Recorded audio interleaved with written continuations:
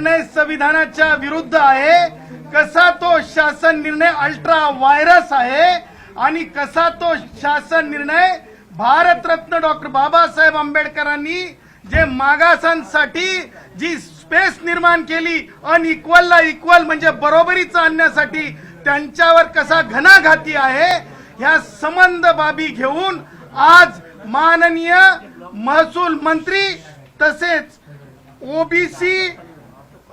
OBC उपसमितीचे अध्यक्ष माननीय श्री चंद्रशेखर बावनकुळे साहेबांची भेट घेण्यासाठी आलो होतो।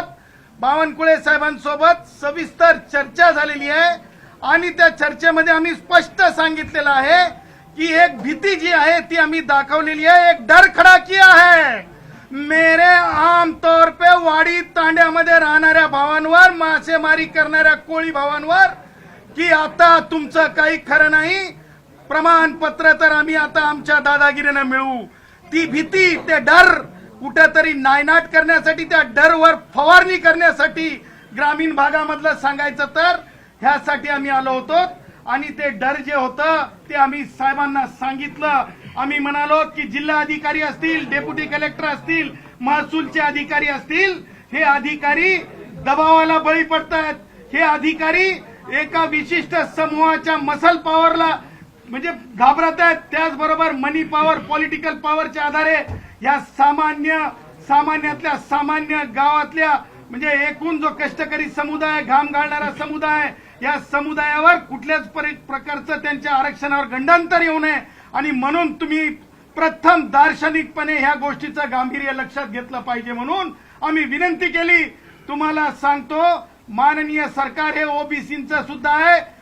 सरकारने स्पष्टपणे बावनकुळे साहेबांनी फोन लावला सर्वात वरिष्ठ अधिकारी यांना आणि त्यांना सांगितलं की ज्या प्रकारे फॅमिली ट्री असतो, फॅमिली ट्री म्हणजे पंजोबा, खापर पंजोबा, आजोबा हे सगळ्या वंशावळीतला जोपर्यंत कुणबी दिसत नाही तोपर्यंत जस्ट एका अफिडेव्हिटवर कोणी म्हणतंय म्हणून कारवाई होऊ शकत नाही किंवा एखादी मागणी पूर्ण होऊ शकत नाही प्रमाणपत्राची, तर त्या गोष्टी पूर्णपणे त्या चौकटीत आल्या पाहिजे, मागास संबंधातल्या चौकटीत आल्या पाहिजे। आम्ही माननीय मंत्री महोदयांना अवगत केलं की भारताच्या सर्वोच्च न्यायालयाने जयश्री पाटील विरुद्ध मुख्यमंत्री महाराष्ट्र राज्यामध्ये कुणबी आणि मराठा डिस्टिंक्टली वेगळे वर्ग आहेत म्हणून आम्ही त्यांना सांगितलं। त्याचबरोबर आम्ही माननीय मंत्री महोदयांना अवगत केलं की रूल 2012 अंमलात आलेला आहे सर्टिफिकेट देण्यासंदर्भातला आणि त्या रूलचं सुद्धा कोणत्याच प्रकारे हनन झालं नाही पाहिजे। त्या रूलचं जे आहे त्या रूलला प्रोटेक्ट झालं पाहिजे। त्या रूलचं प्रोटेक्ट होणं म्हणजे माझ्या कोळी भावांचं प्रोटेक्ट होणं आहे, त्या रूलचं प्रोटेक्ट होणं म्हणजे माझ्या जे गोसावी भाऊ आहेत माझ्या गोसावी भावांचं प्रोटेक्ट होणं आहे, त्या रूलचं प्रोटेक्ट होणं म्हणजे जे नाहीत त्यांना प्रमाणपत्र द्या म्हणणं हे रूलचं प्रोटेक्शन नाहीये, हे आम्ही स्पष्टपणे सांगितलेलं आहे। माननीय मंत्री महोदयांनी 3 दिवसामध्ये अत्यंत महत्वाची गोष्ट मी आपल्या माध्यमातून शेवटच्या माझ्या तांड्यावरल्या याडीला सांगत आहे, माझ्या शेवटच्या याडीला सांगत आहे, माझ्या धनगर भावाला सांगत आहे जो की नाही अत्यंत रानावर आणि तुम्हाला सांगतो माळावर आहे की आज महसूल मंत्री महोदयांनी आणि उपसमितीचे अध्यक्ष जे बावनकुळे साहेब आहेत, जे त्यांच्याकडे मला वाटतं पहिलंच निवेदन आलं असेल, ही पहिलीच बैठक झाली असेल, त्यांना मला सांगायचंय की 3 आठवड्यामध्ये महसूल मंत्री महोदयांनी स्वयंस्पष्ट अहवाल मागितलेला आहे आणि म्हणून माझं म्हणणं आहे की अधिकाऱ्यांना, महसूलच्या अधिकाऱ्यांना तुम्ही या बाबीचं गांभीर्य लक्षात ठेवा। भारतीय संविधानाच्या आर्टिकल 14, 16, 15चं गांभीर्य लक्षात ठेवा आणि कुणी जर म्हणत असेल मी अमुक मोठा आहे, मी तमुक मोठा आहे, मी जिल्हा परिषदचा अध्यक्ष होतो, मी तमुक होतो, अमुक होतो, तर बळी पडून जरंग्यासारख्या वृत्तींना घाबरून कोणी प्रमाणपत्र देऊ नये आणि तेच डर मिटवण्यासाठी आज आम्ही आलो होतो। आणि ते डरच्या संदर्भानं म्हणजे जसं एखादा आजार येतोय शेतीवर, पिकावर, त्यावेळेस जसं फवारणी केली जाते त्या प्रकारच्या डरची फवारणी आम्ही आज माननीय महसूल मंत्री महोदयांकडून करून घेतलेली आहे। मला असं वाटतंय की एक मोठी उपलब्धी आहे। आम्ही आजची नोटीस दिलेली आहे मंत्री महोदयांना, मंत्री महोदयांनी मार्क केलेला आहे। आम्ही मंत्री महोदयांना विनंती केलेली आहे की याच्यामध्ये तातडीने कारवाई नाही झाली तर ह्या पुढचे पावलं सुद्धा आमचे न्यायालयीन पावलं असतील, हे सुद्धा आज आम्ही या नोटीस मधून अवगत केलं. म्हणजे तुम्ही न्यायालयात जाणार असं म्हणत आहे छगन भुजबळांसोबतच? कोर्टात जाणार असतं भुजबळांसोबत? 3च दिवसामध्ये स्वयंस्पष्ट अहवाल द्यायला सांगितलेला आहे. या शासन निर्णयाच्या आधारावर प्रमाणपत्रांच्या बाबतीमध्ये. आणि आता राहिला प्रश्न न्यायालयात जाण्याचा. आज आम्ही सरकारच्या न्यायालयात आलो, आज आम्ही महसूल विभागाच्या न्यायालयात आलो, आज आम्ही उपसमितीच्या न्यायालयात आलो. कारण लक्षात ठेवा, ज्या वेळेस मराठ्यांच्या बाबतीमध्ये, ज्या वेळेस कुणबीकरणाच्या बाबतीमध्ये कुणालाच बोलवलं जात नाही, कुणाशीच चर्चा केली जात नाही. राधाकृष्ण विखे पाटील तर आता पोलीस खाते त्यांच्याकडे की काय असं मला वाटायला लागलंय. त्याचं कारण सांगतो की माननीय सर्वोच्च न्यायालयाने अमित शहानी विरुद्ध सरकार या शासन निर्णयामध्ये स्पष्ट सांगितलेलं आहे की कोणत्याही नुकसान झालेल्या गोष्टीतले गुन्हे मागे घेऊ नयेत. परंतु काय कुणास ठाऊक काय झालंय राधाकृष्ण यांना काय झालंय कुणास ठाऊक. ते आता स्पष्ट सांगायला लागलेत पोलिसांना की 5 लाखाचे गुन्हे मागे घ्या. अहो राधाकृष्ण, एकतर तुमची सँटिटी तुमच्या पदाची, तुम्ही तिथे राहू शकतात का?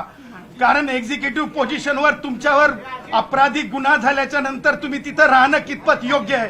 जर तो तशा प्रकारचा अपराध न होता केवळ आरोप होतो, त्यावेळेस धनंजय मुंडेंना पाय उतार व्हावा लागतो, त्यावेळेस भुजबळ साहेबांना पाय उतार व्हावा लागतो. पण तुम्ही तर स्वार होतात.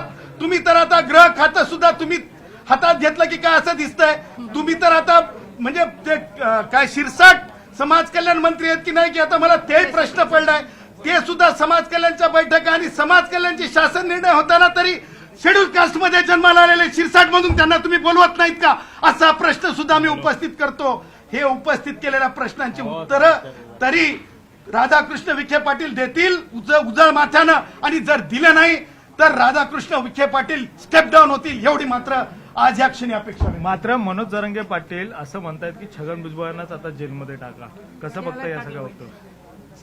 मनोजला हे माहित असायला पाहिजे. मनोज कसं आहे माहित आहे का? मनोज स्वतःचे धंदे जेलचे असतील रे बाबा. अरे रेतीची बरास मोजायचे धंदे सगळ्याचे नसतात. त्याच्यासाठी फुले शाहू आंबेडकर वाचावं लागत असतं रे. त्याच्यामुळं मनोजचे धंदे रेती टिप्पर आणि काय काय असतंय, त्याच्यामुळं त्याला जेलची हवा. मनोजला त्या पोलीस अधिकाऱ्यांना जी मारहाण झाली होती ना, त्या प्रकरणाला सोडणार नाहीत.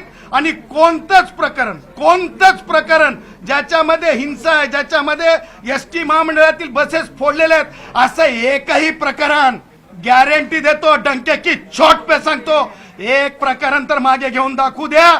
त्यानंतर राधाकृष्ण विखे पाटलांना नावानिशी न्यायालयामध्ये बोलवण्याची विनंती करू. कारण ज्या वेळेस सर्वोच्च न्यायालय सांगतायत त्यावेळेस आर्टिकल 144 भारतीय संविधानाच्या ते राधाकृष्ण विखे पाटील आहेत म्हणून त्यांना लागू होत नाही असं नाही, राधाकृष्णांना सुद्धा हे लागू आहे. आणि त्यामुळं हे राजीनामा तर दिलाच पाहिजे. पण आता कसं आहे, आम्ही बाबा ढोबळ बोलणारे निसाक म्हणत नाहीत, परंतु त्यांनी शहाणे म्हणून तरी राजीनामा दिला.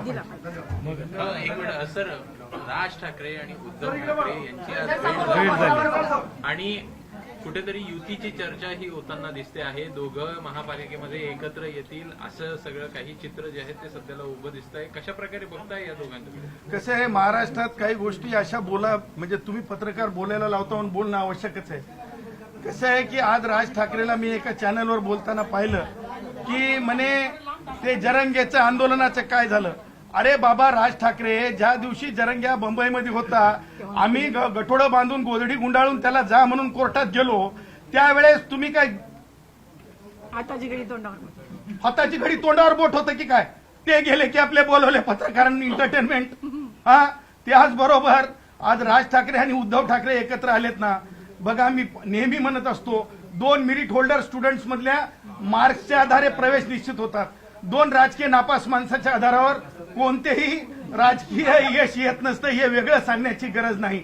मी माननीय प्रकाश आंबेडकर साहेबांचं अभिनंदन करतो की ज्या प्रकारे काश्मीरमध्ये ज्या प्रकारे आपल्या याच्या संदर्भाने देशाच्या एका म्हणजे स्तंभाच्या संदर्भाने जे त्यांनी व्यक्त केलं आणि जी भावना व्यक्त केली, मला पुन्हा राज्य शासनाला आणि केंद्र सरकारला म्हणायचं आहे की केवळ काश्मीरमध्ये तशा अपप्रवृत्ती आहेत एवढंच नाही तर मुंबईत आणि महाराष्ट्रात सुद्धा असतील. त्या बाबतीमध्ये सखोल चौकशी झाली पाहिजे की हे अपप्रवृत्त म्हणजे मुसलमान म्हणून नाही तर इस्लामच्या नावाखाली काय अपप्रवृत्ती कार्यरत आहे हे सुद्धा बघणं फार आवश्यक आहे. मी प्रकाश आंबेडकर साहेबांचं बाळासाहेबांचं अभिनंदन करतो.